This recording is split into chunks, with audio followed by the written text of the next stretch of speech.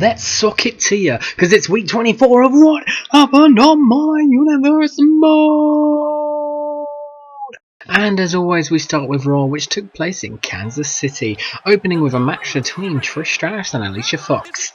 But this is a Trish Stratus match, which means Paige wasn't too far away, and she wanted to take a nice seat and take a good watch of the match, which opened like a house on fire, with Trish forearming and satellite spinning her way into the lead, if there was a lead.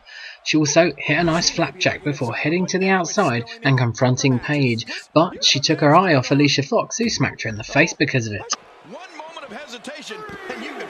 Fox now had the advantage and she wanted to keep it. Unfortunately for her, Trish wriggled out of one move and kicked her in the face herself, which garnered her a 2 count. Fox wasn't done, and she drop kicked Trish to the floor, hit a Russian leg sweep, and then hit this weird move, which I'm guessing is her finisher. But it was cool. Trish then got the advantage back, hit a massive suplex off the top rope, and won the match. Sorry, Alicia.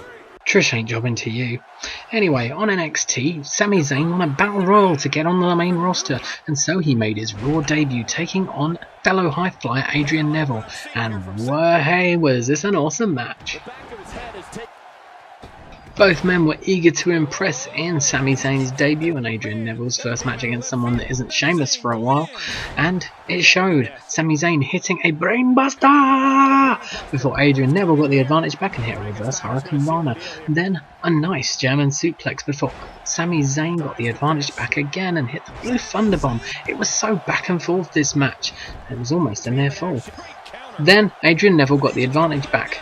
Enziguri and the Red Arrow, and unfortunately for Sami Zayn, he was defeated in his first match on Raw. But it's okay, things can only get better. Moving on to one of Raw's main feuds, Bray Wyatt took on Daniel Bryan once again, but they couldn't even wait till the bell had rung. The two started fighting just as Daniel Bryan made his way into the ring. Not that he was trying to keep away from him. The two battled it out, and then Daniel started kicking Bray Wyatt. It was fun to watch. He then threw him to the outside and dived right onto him. On the outside, Daniel Bryan hit a quick move before getting countered with a back body drop onto the concrete floor. Then, in the ring, after a move, another reversal and another reversal. It was a counter battle, but Bray Wyatt eventually got the advantage, choked Daniel Bryan on the ropes, and then it was Sister Abigail time. Could he win? It was 1, 2, no! 2 count. So he hit it again, and this time he won. But at Night of Champions, can he finally win the title from Daniel Bryan? In Raw's penultimate match, we had Team Fuckboy Roman Reigns and John Cena taking on The Miz and Mizdow. And The Miz started the match against John Cena, and it didn't go well for him, as John Cena beat the shit out of him before tagging into Roman Reigns, where they hit a double team, and then Roman Reigns proved that he doesn't have any slammy moves. It's all strike, strike, strike. Superman punch, and then a drop kick to the apron. John Cena tagged back in, hit the 5-knuckle shuffle, and then the attitude adjustment, or if you, depends what you want to call it. He's Team Fuckboy. Damien Sandow didn't get in the ring quick enough, and Team Fuckboy won. Main event time on Raw, and it was Dean Ambrose against his arch rival US champion Brock Lesnar once again, and this time the ref got knocked out before the match started, which gave Dean Ambrose a chance to get an advantage by smacking Brock Lesnar with a weapon. He then threw him to the outside and threw him into things. It seemed like a good tactic, but then Brock Lesnar isn't human, so we grabbed him, put him back in the ring, and slammed him, and smashed him, and threw him back out the ring, and beat him up. It seems like a Brock Lesnar thing to do. Then Dean Ambrose clotheslined him and got the advantage back, before throwing him into a chair, and then dirty deeds onto a table. Back in the ring, and Dean Ambrose hit Brock Lesnar with his reversal clothesline, and went for the pin. But it was only a 2 count. Because Brock Lesnar's not human. He doesn't stay down. And he got back up and hit a trifecta of German suplexes and then the F5. But Dean Ambrose was not staying down himself. He put the effort in, hit a dirty deeds, and Brock Lesnar was finally down for the count. Dean Ambrose with a big win. As usual, we had main event next in Boston, Massachusetts, and we started that one off with a match between the tag team champions Sting and the Ultimate Warrior against the Bushwhackers. But the Bushwhackers surprisingly took the advantage to start with, as Luke beat Sting about, chucked him to the outside and hit him some more. But then Sting realised it was the Bushwhackers, hit a suplex on the outside, did another move, and then tagged into the Warrior. And the Warrior did his thing. Beat the shit out of him. His face probably ached a bit after that. After this gorilla press drop, the Warrior tagged into Sting and they hit a nice double team maneuver before Sting lifted up Luke and hit a tombstone piledriver, which was enough to keep Luke down for the 3 count and give the Blade Runners the win. Following that, it was King Dusty Rhodes and he was taking on Lex Luger, but he didn't wait for the bell before he started attacking Luger, beating him down. He then hit a gorilla press slam before throwing Luger to the outside, throwing him into the steps, and then a side suplex into the ring steps. Luger was fucked. And then Rhodes beat him in the face, hit a nasty elbow drop off the top rope, and then in the ultimate insult, made him tap out to his own finishing move, the Torture Rack. King Dusty, you heel. Up next, it was Ricky the Dragon Steamboat taking on Cactus Jack. But before Cactus Jack could get to the ring, big bastard Batista attacked him and threw him in the ring himself. And evidently times are hard because Ricky the Dragon Steamboat wanted the winner's payday. He took full advantage of the attack. After lifting up Jack for his slam, he quickly jumped off the top rope with a crossbody and won the match for an easy victory. On to another feud, and Andre the Giant took on Macho Man Randy Savage once again, but before the match, on the outside, they couldn't keep their hands off each other. It was a slugfest. And so the match began outside with Andre throwing Randy Savage into the guardrail, throwing him about, and then jumping on him, kneeing him to the gut before Macho Man got himself the advantage. Hit a few moves and then the diving elbow drop, and you thought it was over, but Andre kicked out at 1. That's right. He then took control again, locked in the bear hug, and while Macho Man didn't tap out, he did get fucked up enough that Andre could hit an elbow drop. Well, and that was that. Moving on to main events. Main event, and Stone Cold Steve Austin and Booker T continued their rivalry for the European title with another decent match. Booker T had the early advantage before Stone Cold caught him with a snap suplex, following that with a side breaker and a gutbuster, 2 quite similar moves. But then Booker T was back into it, Samoan drop and a side kick. And just like that, Stone Cold was back in control with Snake Eyes and a Lou Thesz press, but before he could hit a Stone Cold Stunner, Booker T was back with a massive spinebuster. Following that with the scissor kick, and it was yet another near fall. He couldn't get the job done. He needed to take a page out of The Rock's book and his own book, The Bookend. And this time Stone Cold was down and out. And so we move on to the future, which was in Cleveland, Ohio for NXT. And after Samoa Joe made his debut at NXT TakeOver, he was up again, this time against Savio Vega. And he wasn't letting Savio Vega have the kind of offense that Mikey Whipwreck did.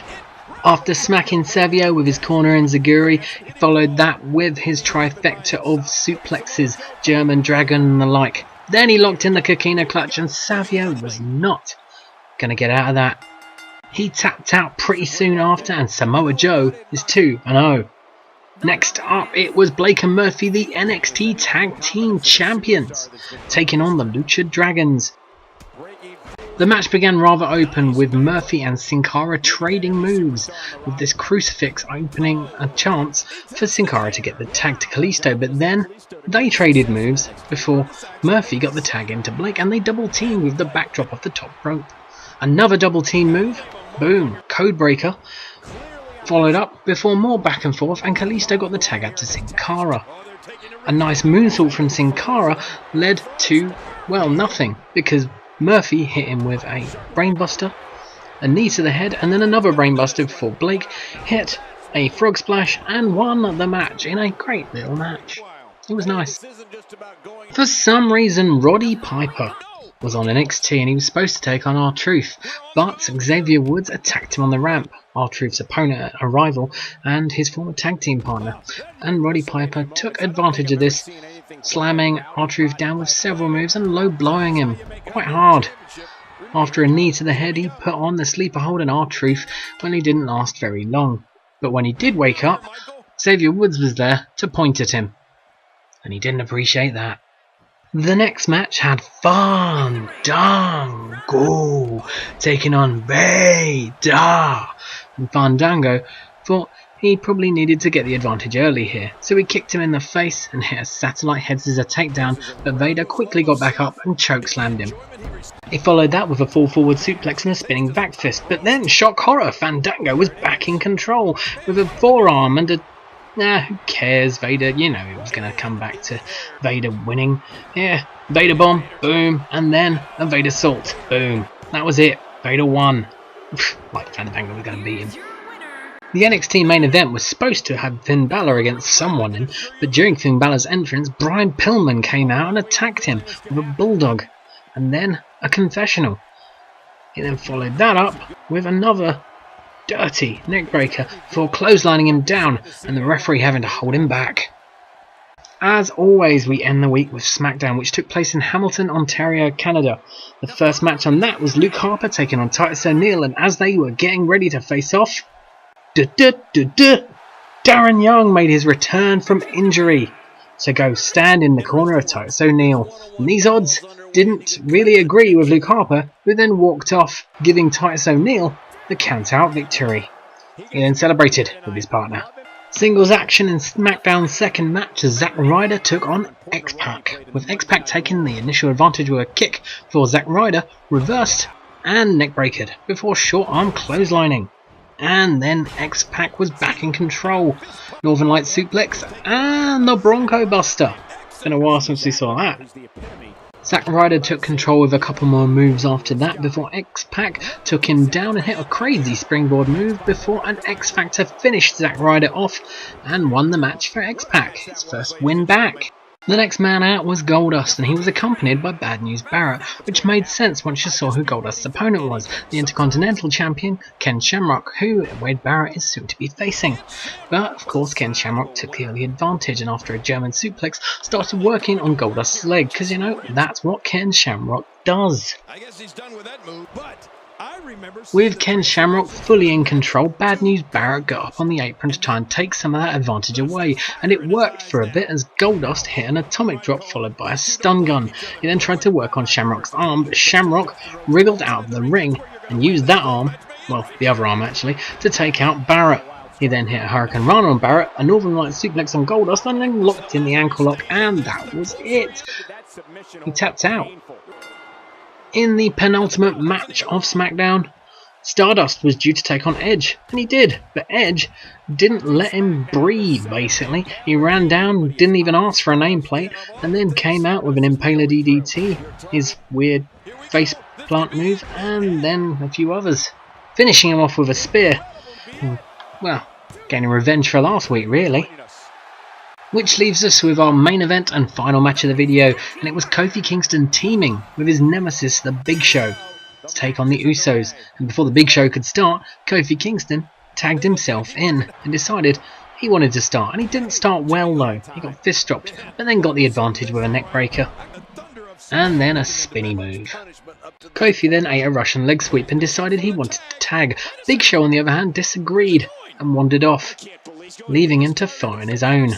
And as the match became a handicap match, Kofi Kingston lost the advantage completely, hitting double team moves and then a Rikishi driver, homage to their daddy. But he wasn't done. He reversed an Irish whip and hit Trouble in Paradise and a Hurricane Rana, but it wasn't really enough, and more double team action followed from the Usos.